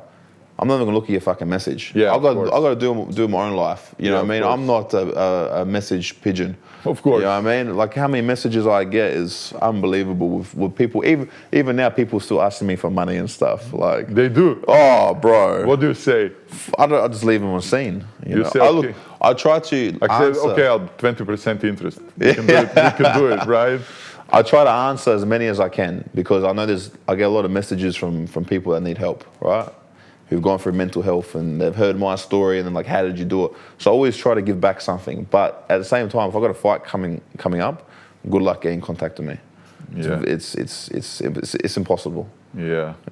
So what's the difference between living in New Zealand and Australia? I didn't know that the climate is so different. You told me that it's like 15 degrees over there, that it's always raining, and we know Australia. But when we imagine Australia, it's like, I imagine in my head, it's fucking hot, a lot of crocodiles, a lot of snakes, and a lot of kangaroos. It's like that. Is it like that, or? Yeah, it's a desert. It's a desert. It's a desert. So like around the border of Australia, it's green, and then you go a couple hours inland, and it's a desert. It's hot. Where I'm from, you get 40 to 45 degrees or 47 degrees for 2 weeks straight sometimes, And then in New Zealand, when I went there, it rained for a whole fucking year. It was like I was like something from the Bible, 40 days, 40 nights of rain. You know what I mean? So it's crazy. It's a crazy place, but I love New Zealand. We've got a lot of Croatians there. They're called taradas. They were the gum diggers. They put the vineyards in there. So I got a lot of support from Croatians all over the world, but especially in New Zealand. Yeah. But the crazy story about Australia, it's made out of the people who were not wanted in Europe, right? Yeah. The guys who were like forced to go to over there. Like my grandparents, the Wogs, Yes. the Europeans, they were the concreters. Yeah. My family were fishermen. So we had tuna boats, we had prawn fishing. Yeah. So my family were fishermen, you know what I mean? So you still fish? I do, but it's a hard thing because now. Why? I don't always catch fish, right? Yeah, well, nobody does. I'm a fisherman also. I've seen. What do they call pike? Yeah, pike and Zender. Yesterday I went. Yeah. Yesterday I had a podcast here, and these guys were late. The guests, my friends, and I had to go fishing. I had appointed fishing with my friend, and I said to everybody, "Sorry guys, I have to go fishing." 100%. So the whole night I went fishing, and I caught some Zender. I love fishing, man. It keeps me. How do I say? This is the connection between this media life of being somebody who everybody knows and having podcasts and some real life. This is real shit. So, it makes me, the person that I am. I'm actually the person that I am during the fishing. This is me. Yeah. And this is like, my job. But I love fishing. It makes me happy. Same. It's like the same, yeah. It's a distraction for me, though. Because I love it so much that I forget about training sometimes. And no, really? Yeah, bro. Yeah. So you do with the underwater fishing? I do spear fishing. I do trout fishing. I do trout fishing. No way. We have to do it one day. Yeah, together. You have to come to Twizel in New Zealand. Twizel is like one of the best trout fishings in the world. I didn't know that. Yeah, look it up. We got king salmon there, like 60 pounds. Some of them, like 40. No way. Yeah, crazy. Brown trout, like 40 pounds. No way. Yeah, bro. I got videos. I'll send you. So they got. My record of brown trout is like 10 pounds, and this is like a big brown trout for Europe. It's like huge brown, right? Yeah. I mean, no, because it's different. It's different over there. So they got the big dams, man-made dams, and they just breed like crazy. They got fish farms there. So then they escape the fish farms. They get fed. They get fat. They get the cold glacier water. It's the perfect environment. So I drove 17 hours to go catch a trout. And you did it? I did it, yeah. So the one I caught was maybe, it was like 7-8 pound. It wasn't big. But, yeah, it's big. But I saw the big ones there. They just don't take they don't take eggs. They don't take flies. They don't take nothing. They're so smart. So how do you catch them? Fuck, you don't catch those ones. You don't catch those ones. You catch the other they're ones. Too smart. Yeah. They're too smart. So you stopped fishing or you did? I stopped it, yeah. Look, I might do it a couple times a year with maybe I do a catch up with a mate. He's got a boat. That's much easier for me to do than me doing it by myself. Yeah, of course. The same with cooking. I love cooking, right? But it's easier when you go to someone else's house, they cook for you. Yeah. My energy and time is important, is valuable. So I try to just focus on training, and then I have a little bit of joy, and that's like once a month I'll go catch up with someone and do something. What do you cook? Because if we look at Alex's videos, and I do, he only does meat, bro. Yeah. Lot of meat, lot of steaks and meat. Big and tomahawks. barbecue, Yeah, I like seafood, I like steaks. I don't eat too much pork. You know, I know pork's a big Croatian thing. Yeah. But it's like, for me, like I just like good, like chicken. I don't eat chicken. You don't eat it? Nah, because it's a weak animal. I want to eat something strong. You know what I mean? Because chicken just fucking pecks the ground and eats worms, and it's a little dinosaur. Yeah. So I want to eat a fucking cow. You know what I mean? That eats like, you know, strong. And what about gators and crocodiles? Yeah, look, we don't look. This is like Australia. Like kangaroo's nice. It is. Kangaroo's really nice, but you don't eat it too often. You eat it like once every couple months. Why? Because it's just like, I don't know. Like I like venison, deer. Deer's good. Yeah. Crocodile, I might have once a year. So what does it taste like? It's like a fish / chicken. Like a chicken fish. So you deep fry it or what? Deep fry, you can have it like steamed.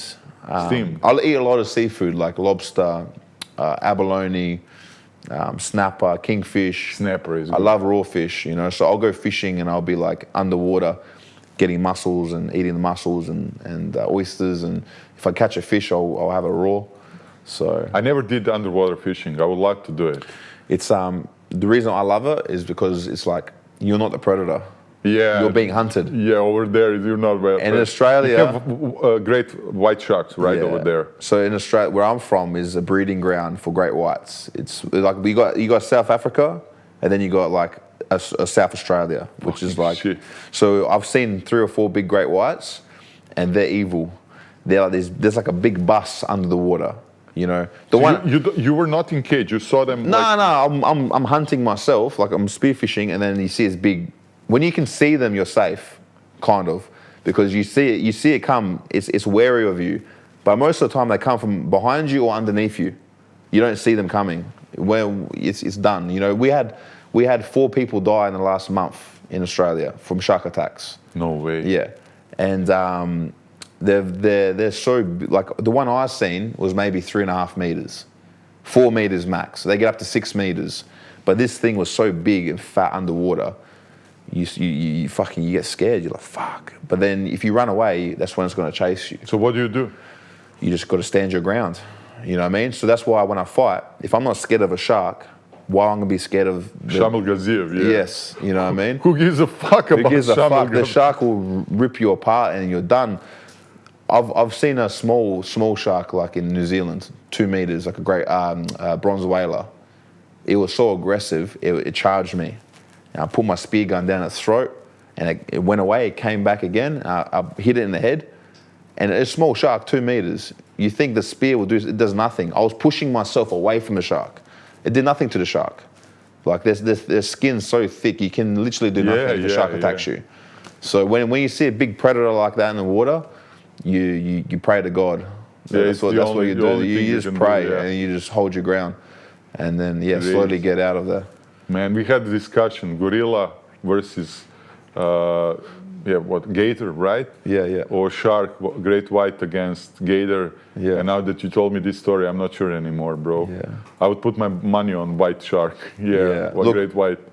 A 5 meter crocodile in Australia would destroy a gorilla, I think, because he's going to grab him and pull him into the water and drown him. It's done. He's going to twist around.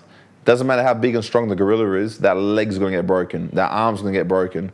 And once that gorilla's in the water, he's finished.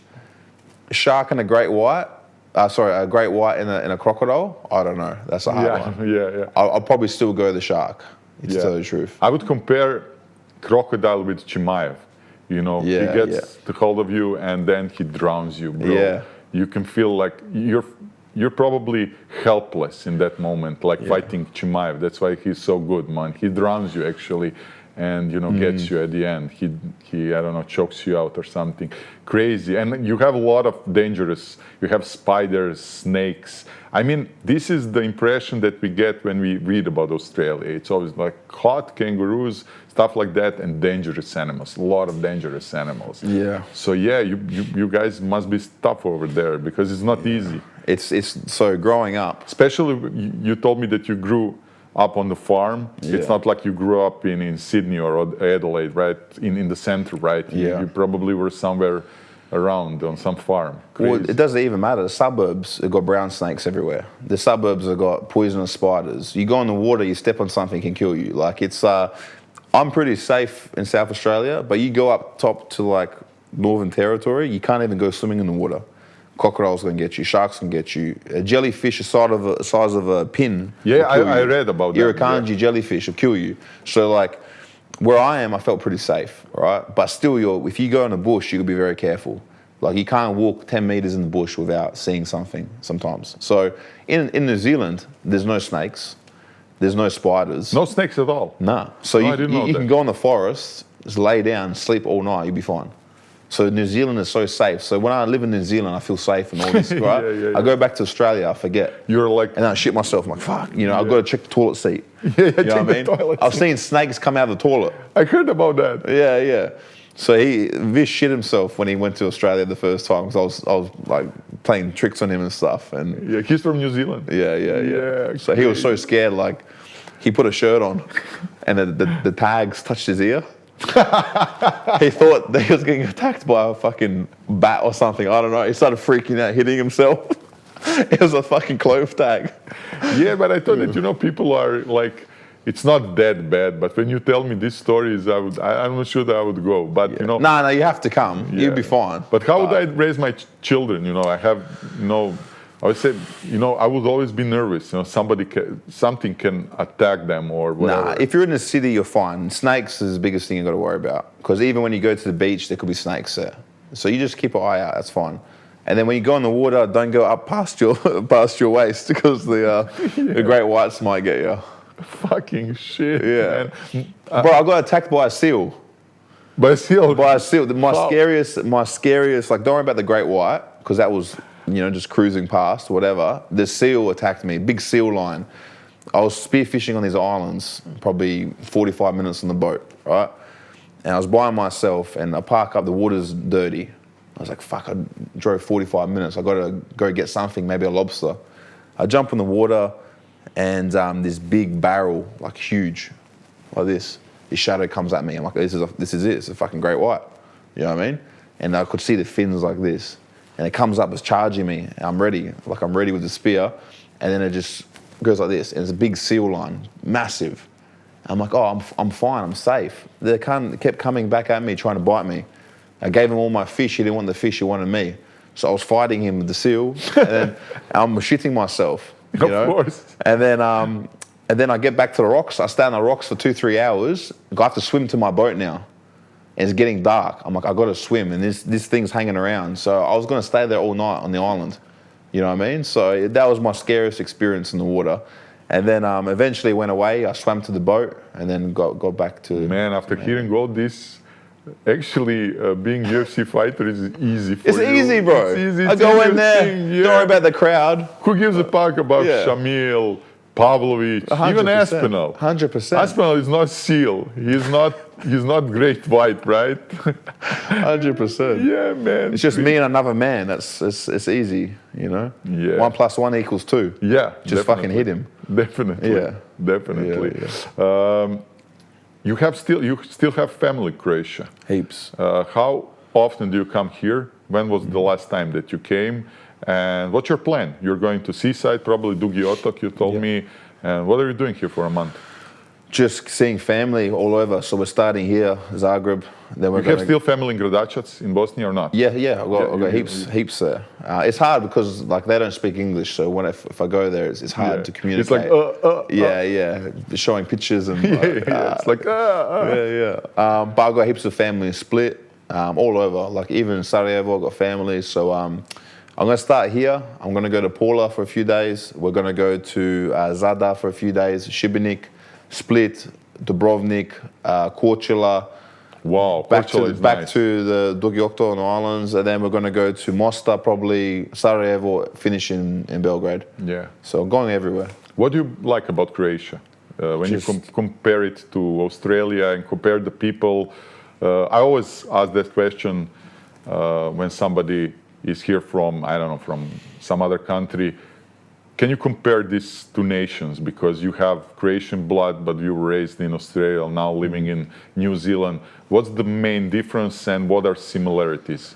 The main difference, I would say, like I love Australia and New Zealand. It's my home. You know what I mean? Even New Zealand, like I might live there for the rest of my life. I love to live in Croatia one day.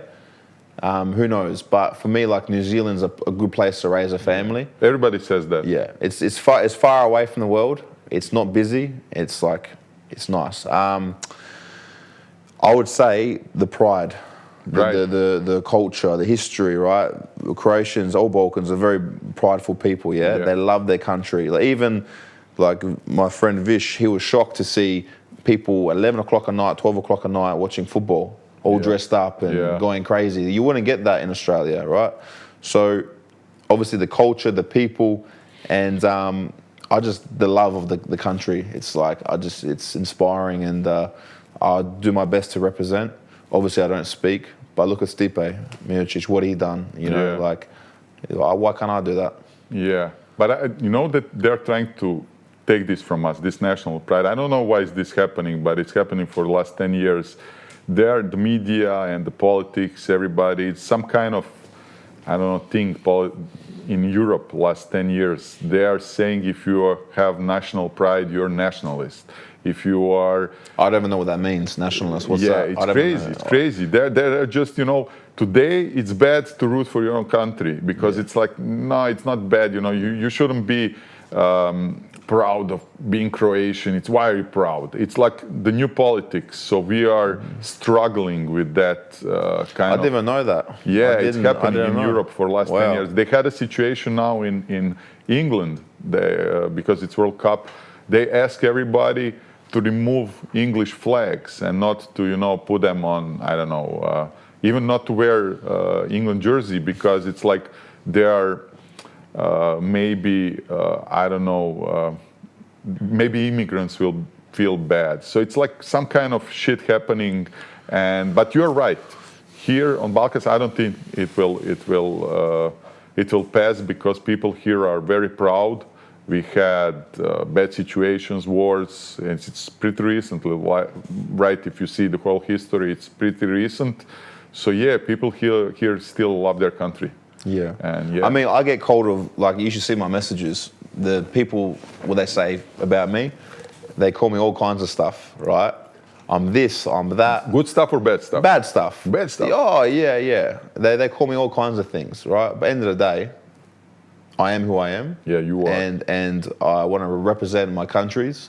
And if you think I'm, you know, I don't want to say what words they call me because it's whatever. This is irrelevant. But look, I'm proud to be Croatian too. Yeah, of course. You know what I mean? I can see that. Yeah, I'm proud to be Australian. Yeah, you know I can see that. I'm not even like I live in New Zealand. I wasn't born there. But when I fight for the people around me. Yeah, of course. You know, like it's just how it is. So.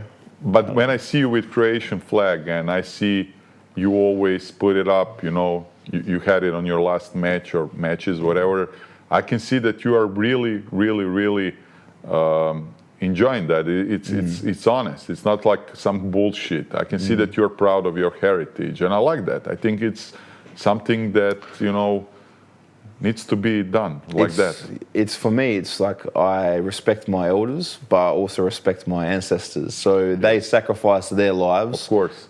for me to have a better life. So and even like my grandparents and my mum, you know, they had a hard life and they gave me opportunity to pursue my life. So I want to make them proud. And by me doing this, I can do that. And of course I'm going to, you know, like I'm proud of just being what I am. So I'm not perfect, but I'm trying to be better every day. Yeah. And I've got a lot of love from all over the world. I don't think that you should, you know, think too much about the bad comments and messages because, you know, everybody who works in media or does something that is great, you know, gets this kind of treatment.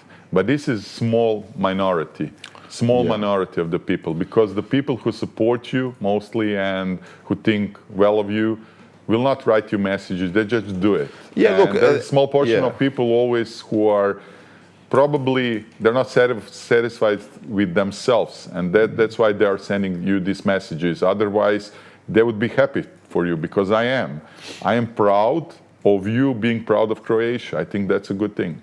If you know what I mean. Yeah, I appreciate that. And look, everyone knows where I am. If you got a problem, Yeah, I'm here. I'm here. Fuck you, bitch. Like seriously, because no one will ever come to my face and say anything. Nah, They're all pussies. They're cowards. Yeah. So I've never had one run-in with anybody.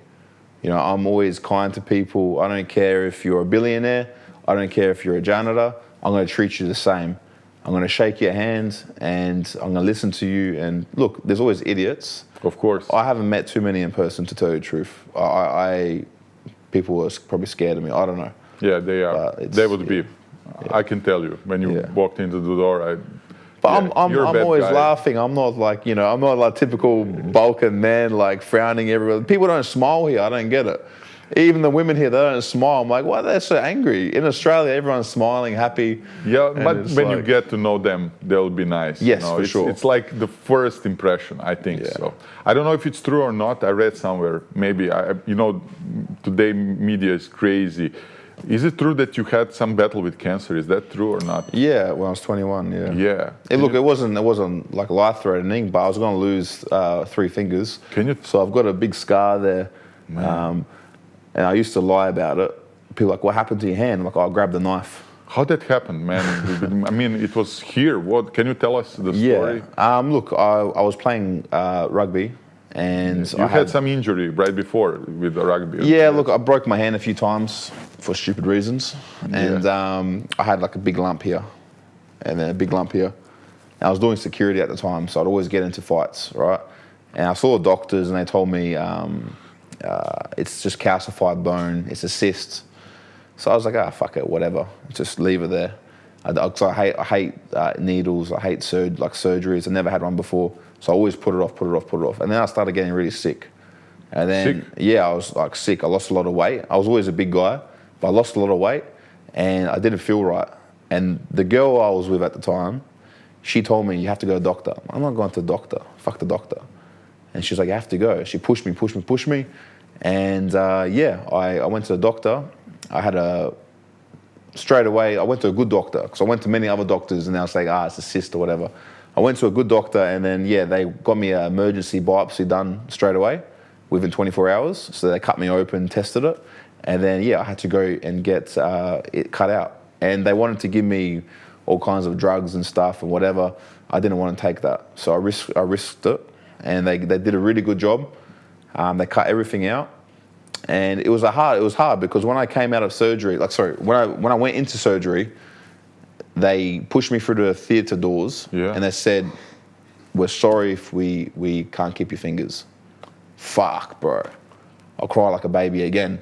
I was like, my mum was howling, like she was like... They wanted to cut your fingers? Yeah, because where it was, they'll have to remove 2 or 3 fingers maybe, because it was very, like, from the centre of the bone coming out where the joints are and stuff. So I was playing rugby. Rugby was my life then as well, I wasn't even training combat sports. But my hands are crucial for passing balls and everything. So when they said that to me, my life was over. Of course. I was depressed. I was like... And then I woke up, my hand was like this in the cast. I looked down, and I was obviously on drugs still.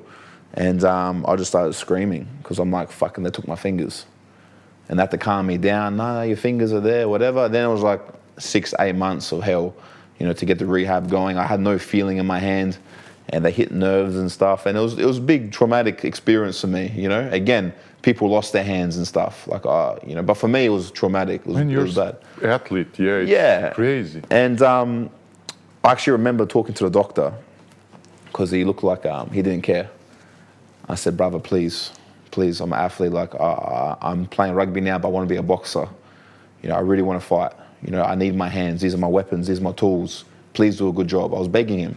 He was like, yeah, no worries. And I was like, fuck, this cunt's going to fuck it up, you know what I mean? I really had no faith in him. And then, I got through that. Lost my jobs and everything. Went through a bit of mental health, depression. And then, fuck, man, just so many things happened.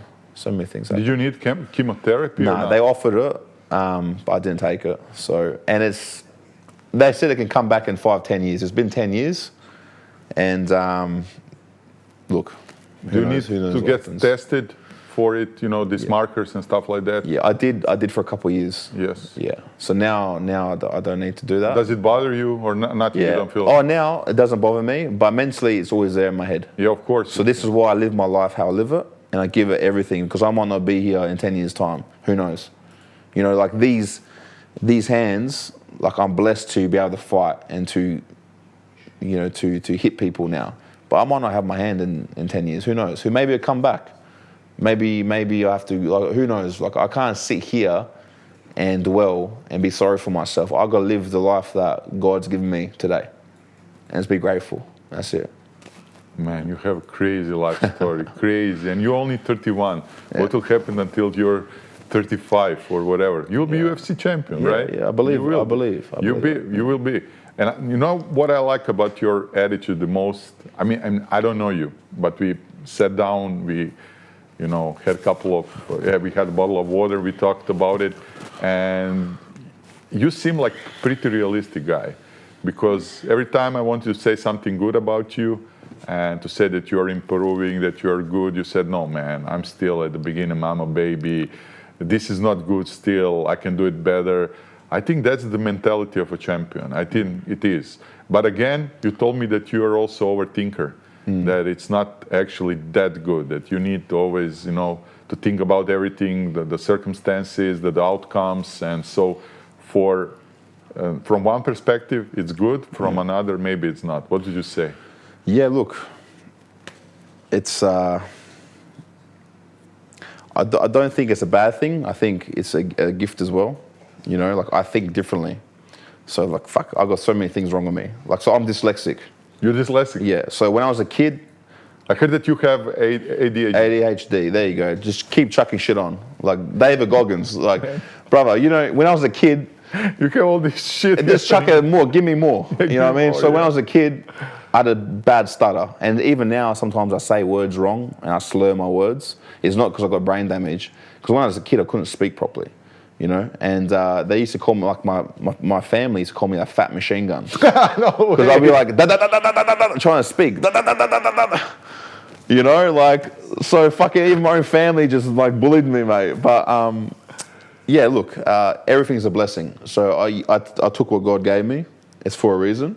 And it's I used to be like, why me? Why this? Why that? But it's a gift. The way I think is a gift because it gives me a mental edge. Like, I can see things differently to people. You know what I mean? Yeah, like even having like dyslexia or ADHD, I'm a bit of a people person because I have to learn how to talk to people and like sort of communicate with them like in a different level. So everything's a gift. You just gotta. It's the way you look at it. I agree. You know what I mean? Like I'm no victim. Like I don't want to be a victim mentality. Yeah. You know, I can always be better, do better. And but today it's popular to have victim mentality. Did you notice 100%. And sometimes everybody I catch is myself. Like, you know, I hate when, you know, people say I deserve place to live. I deserve a good job. I deserve this. No, man, you deserve anything. You deserve just, you know, the same equal play field to start, to be honest. And then if you can work hard, if you can, you know, shed tears, you can bleed, and do all this stuff, maybe, just maybe, you will have a success. Maybe. It's not granted, bro. Yeah. It's not. And today, mentality of all this new generation is, I deserve. Bro, you don't deserve anything. Look at our ancestors. Look at your ancestors.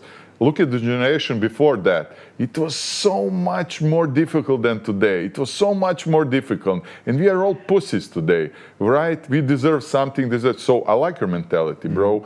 You know, everything is a gift. I have to work hard, and maybe one day it will pay off, right? Yeah. And that's it. Like, nothing's promised to us and given to us. It's not. If you expect things, yes, I agree. You're going to be disappointed. I agree. You know, and don't put your faith in men. Put your faith in God. Like, that's my mentality. Because I put my faith in other people so many times and been disappointed. So I put my faith in God and then myself. You know what I mean? Like, I can do it too. Yeah. Like, I don't have to wait for someone to give me a handout. I'll go work. I'll go find a way. You know, we get given challenges for a reason. We have to. Sometimes it's a test, I think. Yeah. How much do you really want it? Yeah. Because if you given me the easy road to the UFC, I wouldn't appreciate it. Definitely. I wouldn't be the man I am today. And yeah, like, even just sitting down with Cro Cop today, fuck, I got to get so much better. You know what I mean? Because he's like a solid man. He's a different generation of toughness. Definitely. I'm nothing compared to him. You know what I mean?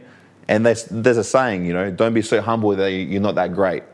Right, so I try to take that on, and I try not to speak negative about myself, but also I'm realistic. I can see Cro Cop, I can see the passion in his eyes at 50 years old. I want to be like that. You know what's crazy about Cro Cop? People forget that this generation of the fighters, him and also Mark Hunt, and we can talk about all these other guys, they were pioneers of this shit. Yeah. And now everybody knows what MMA fighter is. You know, you have a path. You can go train. You have gyms that do that. You have little promotion, then, I don't know, some kind of mid promotions. Then you have large promotions. You have a road to go and to have some kind of success in life, to become a champion, to earn money, to earn respect. And when Cro Cop was starting, there was nothing there. Nothing. He had to invent the whole sport, the whole thing. So it was even more. That's why I don't like, you know, when people are comparing generations of fighters, and I say, yeah, but today's fighters are much better than, I don't know, Cro Cop or whatever, Randy Couture or these other guys. Yes, I said, yeah, but it was so much tougher for them. Yeah. It was, you know, difficult. They couldn't get a sponsor. I'm an MMA fighter, give me some money, Yeah. I'll put you on a shirt. You know, that didn't exist at that time. It was like, hey, I did MMA, what's this? I don't know, MMA, can you please translate? So yeah, you are right. This is another level of toughness they had. Yeah. This is my way of thinking. I don't know if you agree. Yeah, no, 100%. And like, I look at him, I want to be like him. I want to get better and have that mentality. Because even now, sometimes I catch myself feeling sorry for myself. You know, I had the operation, you know, for 2 days. I didn't leave, well, my van, I don't have a room. I didn't leave my van for 2 days. I was like sad about this, you know. But then I pulled myself out of the rut. What can I do today? Yeah. Okay, go for a walk. You know, I couldn't do nothing. Like they said, don't even walk. Fuck that, I'll go for a walk. Go for a walk, get a coffee, write down some notes. You know, it was very hard to write when you got 2 broken hands. So I took my time writing stuff down and just, what's my next step? What can I do tomorrow? What can I do today? Yeah. And just day by day. Some people get overwhelmed when they think about too much in the future. Yeah. I'm definitely one of them as well. And then if you think about the past, I should have done this, should have done that, you're going to get depressed. So you got to live in the moment. Same as a fight. When you're fighting, you're living in the moment, you're staying in that flow state. Yes. Yeah. As soon as your mind goes elsewhere, yes. you're losing the fight. Yes. You know, you're trying too much, you're thinking about, I'm telling you, when you're tired, fatigued, someone's about to hit you, you're not thinking about problems outside the world. No way. You're in the cage, in the moment. So that's how I like to live my life, in the moment. Nothing else matters to me outside now. I'm here with you. You know, I'm enjoying this experience. Yeah. And that's it. That's why I always tell people in my podcast that fighting sports, martial arts, whatever, boxing is truth. It's truth because my father was battling cancer in 2017 and I was just thinking about that all the time. I was thinking about that. And then I said to myself, okay, I will go crazy like this. And then I start boxing because only during the practice and sparring, I wasn't thinking about that. Yeah. And then I I concluded, man, this is the ring or cage, whatever.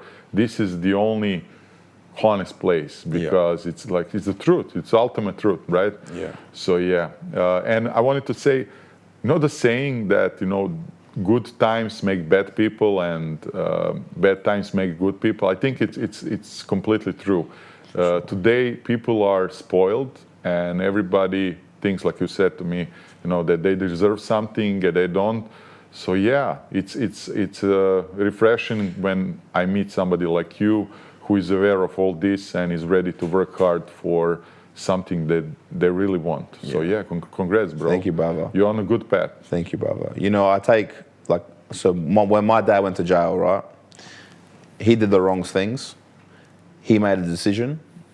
Why he made that decision, I don't know. But he had a good family who worked hard.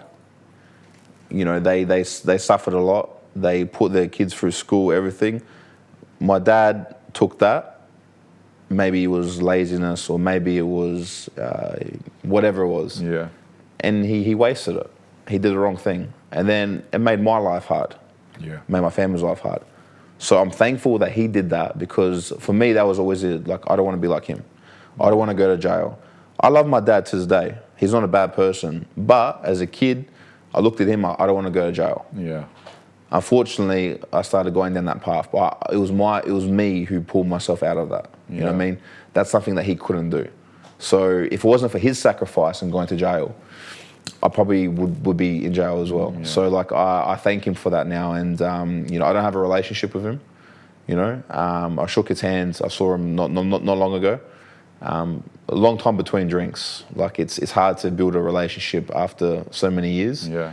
And I wish him all the best. I love him. Is he proud of you or what you did? He is very proud of me. But it's like I can't take advice or instructions from someone who wasn't there through my hardest and darkest times. Who are you to tell me what to do and how to do it when you can't even do it yourself? Yeah. So, look, he made me a man even though he wasn't there because I had to become a man myself. Yeah. So, yeah. Are you religious? Yeah, 100%. Yeah. Is religion important to you and in which way? Or it saved my life. Because a lot of Croatian people are still very religious. And again, it's something that, in today's world, if you look at media and everything, you should be ashamed if you are religious. Brother. It's like never follow people. And for Croatia, I think almost 85% of the people are still religious and Catholic. And I think it's important. When I was younger, I didn't think of that too much. It wasn't important for me. But as I'm getting older, I'm noticing how important it is, really. Yeah, for me, it's everything. I don't care about money, fame. Fighting is my job. I love fighting. It's my life. But even that, God comes first. You've got to keep your eyes on God. So sometimes if I catch myself making idols of other things, I fall off the path and I don't feel right. So for me... Is it like you're scared of God? That's why 100%. I'm only scared of God. I'm not scared of anything else. Yeah. I fear God. That's it. That's how it should be. I'm not the most educated person. I've always believed in Jesus and God. But I was only up until the last 10 years, I really my life has been crazy. Someone was always there helping me, guiding me, telling me what to do, where to go. So I always followed my heart. And it helps me with my fights because if I didn't have that connection to God, I think there'd be a lot more nerves, a lot more doubting. Yeah. When I fight, there's no nerves anymore. There's this pure faith. And even if I lost, it was meant to be. It was meant to be that way. Yeah, you told me that before. You told me, man, even if I lose, it doesn't matter. I have a path. Exactly. I'm here for a purpose and a reason. And I think I'm on the right path. And I'm just going to do the best I can. And look, I'm not perfect. I swear so much. Right? I do bad things, and I'm not. But it's okay, bro. It's okay, but a lot of people message me saying, "Take down your cross, take your cross off, take your flags down, your this and that." Mate, look, I can't. I'm not a saint. I'm a sinner. I was a born sinner. Yeah. So, I've done bad things. I try to be better every day, and I try to learn from my mistakes. And fighting for me is a tool to one day feed my family when I have a family. It's a way for me to better myself, and it's really the journey. It's not becoming a UFC champion. Like, that's going to be great. And it's not just that. Like, I want to be one of the greatest UFC champions ever, like Stipe. That's my goal. My goal was, like, sorry, Stipe. My goal was always to win, have more title defenses than Stipe. Because that's just my ego. That's the man I am. Like, I want to be better. So, but look, end of the career, it's going to be my family, me, and God. And that's it. Yeah. So I want to be the greatest UFC heavyweight ever. And I believe I can do that. And that's just my faith. I think that Stipe actually so underestimated, because when, even UFC, when they talk about their greats, they never mention Stipe. Did you notice that? Yeah. And it's always like this guy, John Jones, this guy. Man, Stipe was a role model. He still works as a firefighter. Crazy. It's not like, he's pretending to be a firefighter. No, he's actually working today. How did he has do that? Millions in bank, and he still saves life. It's not a bullshit story. He does it. I know him personally.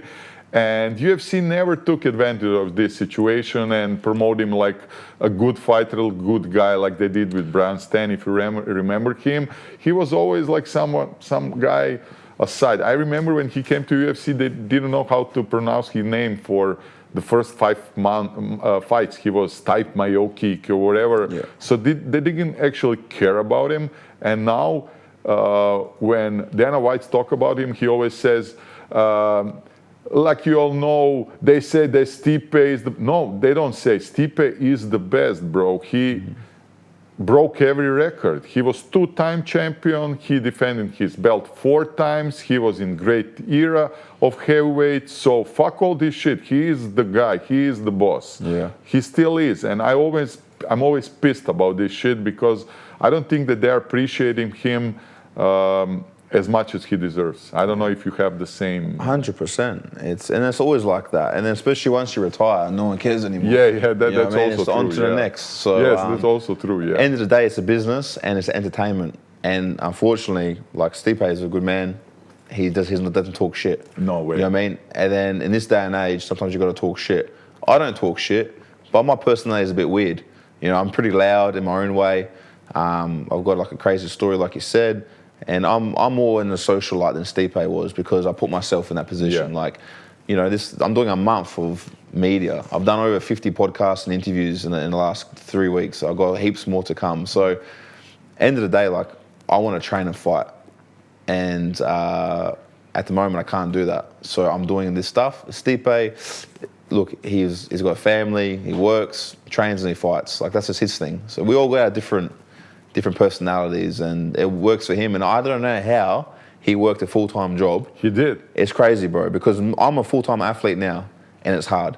So to actually go to work, like my sponsors look after me. If it wasn't for my sponsors, I couldn't do this. You know what I mean? Like, I wouldn't have gotten into the UFC if it wasn't for sponsors. I had 4 years I didn't work. Sponsors were giving me money because they believed in me. So I don't know how he did it. So all the respect to him. Yeah, I have so many crazy stories with Stipe, because one time I had the opportunity, UFC called me and they said, you want an interview with Stipe? You have 10 minutes. And it works like this. They call you and then they connect you with Stipe, and in a second you are on a phone with Stipe. It was like a couple of years ago, 5 years ago more, maybe 6, 7, I don't know. And so I thought, I have 10 minutes. It's like 5 questions probably, even less 3. So I prepared myself for 5 questions.